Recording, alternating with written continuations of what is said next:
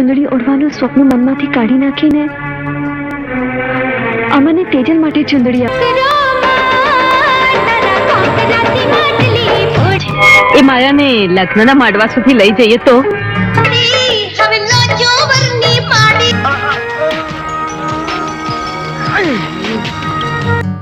કોઈ નસીબદારને જ મળે છે. હું મારી જાત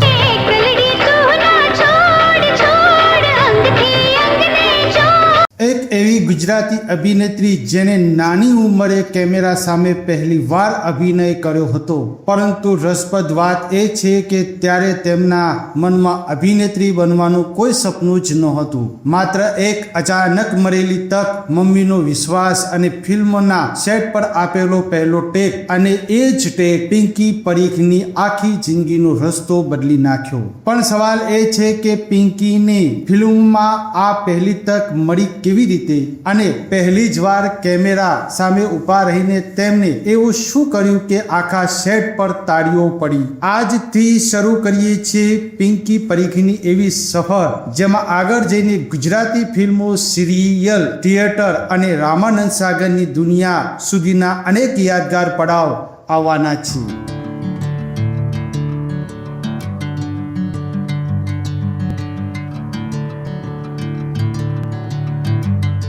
નમસ્કાર મિત્રો, ગુજરાતી ફિલ્મ અને ટેલિવિઝન જગતમાં પોતાની આગવી ઓળખ બનાવનાર અભિનેત્રી પિંકી પરીખની સફર ખરેખર ખૂબ જ રસપ્રદ રહી છે. પિંકી પરીખનો અભિનય સાથેનો સંબંધ કોઈ ફિલ્મી સપનાથી શરૂ થયો નહોતો. હકીકતમાં તો બાળપણથી જ તેઓ પોતાના ઘરમાં અભિનયનું વાતાવરણ જોઈ આવી હતી. તેમની માતા જયશ્રી પરીખ થિયેટર સાથે જોડાયેલી હતી અને તેમનું પોતાનું નાટ્ય જગત હતું, એટલે ઘરમાં કલાકારો આવતા, રિહર્સલ ચાલતા અને નાટકોની તૈયારી થતી. પિંકી નાનપણથી જ આ બધું ખૂબ જ રસથી જોતી. સ્કૂલમાંથી ઘરે આવ્યા પછી પણ તેમને રિહર્સલ જોવામાં ખૂબ રસ પડતો. કલાકારો ડાયલોગ કેવી રીતે બોલે છે, સ્ટેજ પર કેવી રીતે ઊભા રહે છે, ફૂટવર્ક કેવી રીતે કરે છે અને એક પાત્રને કેવી રીતે જીવંત બનાવે છે, આ બધું પિંકી નાની ઉંમરથી જ પોતાની આંખે જોતી આવી હતી. કદાચ ત્યારે તેમને ખબર નહોતી કે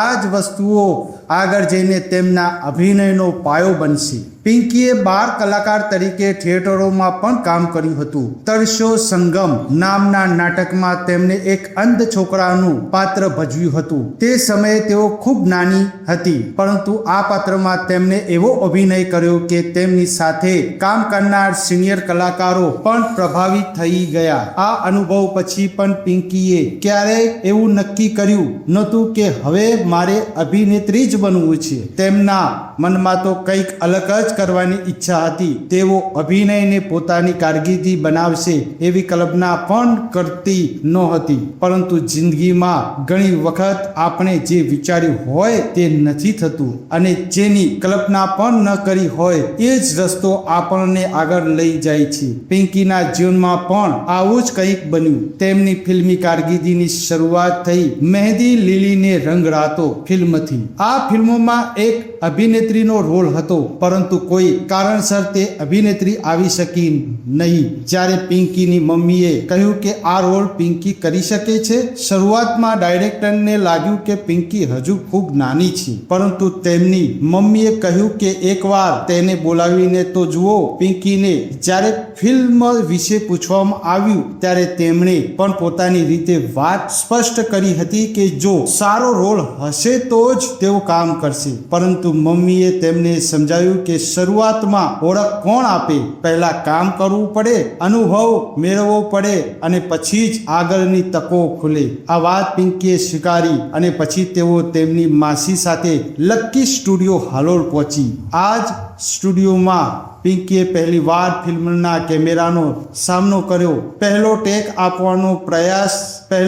આપવાનો સમય આવ્યો. કદાચ કોઈ નવી અભિનેત્રી માટે આ ક્ષણ ખૂબ જ મુશ્કેલ હોય, પરંતુ પિંકી માટે કંઈક અલગ જ બન્યું. તેમનો પહેલો ટેક જ ઓકે થઈ ગયો, અને ટેક ઓકે થતાં જ સેટ પર રહેલા લોકોએ તાળીઓ પાડી. પિંકીને પોતાને પણ એ સમયે ખબર નહોતી કે તેમની અંદર અભિનયની આટલી સહજ ક્ષમતા છે. તેમને તો અભિનય શરૂઆતથી જ ખૂબ સરળ લાગતો હતો. કદાચ બાળપણથી જ ઘરમાં થતી રિહર્સલ અને નાટકો જોવાના કારણે કેમેરા અને અભિનય તેમના માટે અજાણ્યા નહોતા અને કદાચ આ કળાનો થોડો અંશ તેમને તેમની મમ્મી જયશ્રી પરીખ પાસેથી વારસામાં મળ્યો હતો. પરંતુ આ તો માત્ર શરૂઆત હતી. પહેલી ફિલ્મ પછી પિંકી માટે ગુજરાતી ફિલ્મ ઇન્ડસ્ટ્રીના દરવાજા ધીમે ધીમે ખુલવા લાગ્યા. હવે તેમને માત્ર એક ફિલ્મોમાં કામ કરનાર નવી છોકરી તરીકે નહીં પરંતુ એક એવી કલાકાર તરીકે જ જોવામાં આવનારી હતી જેમાં કંઈક અલગ કરવાની ક્ષમતા હતી. અને અહીંથી શરૂ થાય છે પિંકી પરીખની ફિલ્મી સફરનો બીજો મહત્વનો અધ્યાય. પહેલી ફિલ્મમાં પહેલો જ ટેક ઓકે થયા પછી પિંકીને મળેલી આ સફળતા અહીં અટકવાની નહોતી.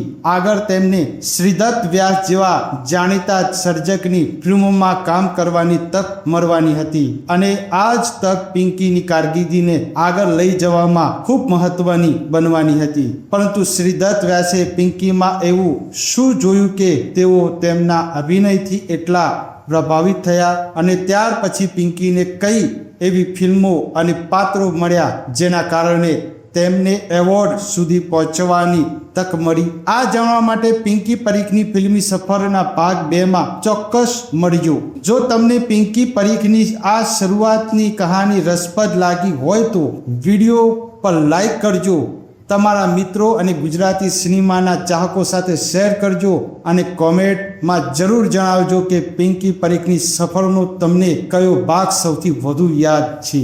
આગામી ભાગમાં ફરી મળીશું એક નવી અને રસપ્રદ કહાની સાથે. વિડીયો જોવા બદલ ખૂબ ખૂબ આભાર. હવે ફરી મળીશું એક નવી વાત સાથે. ત્યાર સુધી જય માતાજી.